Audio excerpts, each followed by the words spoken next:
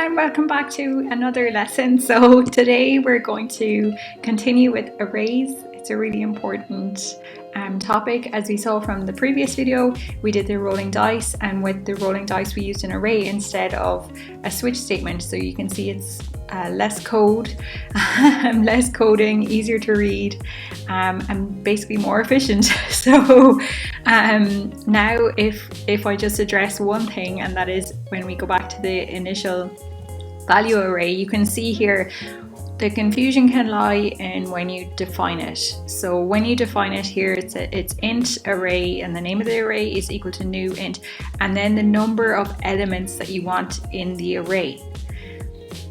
Then when it comes to accessing those elements, you use a similar syntax, and you can see here I've written that out here. So the first element in the array is the answer is going to be 2, but the length of the array is 10, and that can cause a little bit of confusion. So I just wanted to make sure that was really clear. If I run that program now, you can see the list, and then underneath first element is 2 here, and then the array length is 10 because it goes from 0 to 9 index, and you access the index using this. But when you create the array, you put the length in as up here, or you do an initializer list like we already discussed in this example. That's another way to do it. So today we're going to look at the student poll with an initializer list, and the other way to do it, which is how many elements are in the array, which is 6. The for loop then 0, 1, 2, 3, 4, 5, that is in the index.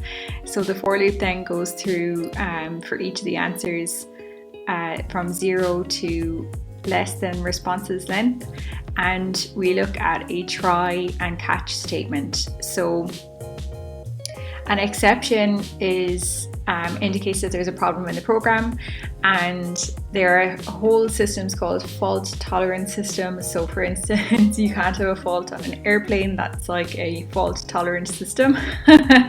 Really important.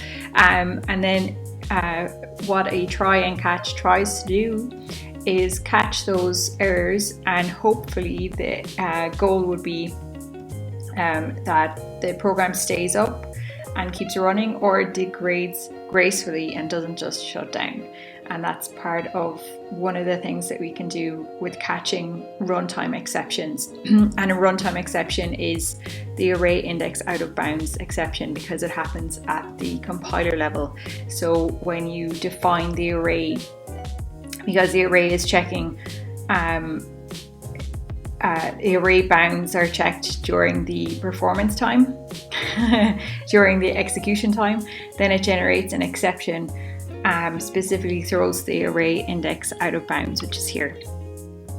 So you can see this is a purposely constructed small short application to show the error. And if I run it, we can see the array out of bounds, which we demonstrated in the previous one as well. So you can see here index 14 out of bounds for length 6, responses 19 equals 14. So we can see here that there are 19 responses, but we need more. So the answer is fine because it's less than the responses length, but the responses length then is greater than the frequency amount. And if you step through each of these, you can see the rating and frequency. So if I run it again, you can see the output. So you've got rating, frequency, but it only holds 1 to 5. And it ignores 0 as well, even though the 0th element is going to be accessible usually in the array. So if I was to say this is how I would approach it, you could start doing this and see what happens, and then you can see the rating and frequency because it actually ignores the 0th element in the array, and it goes from 1. So we did that in the previous video as well.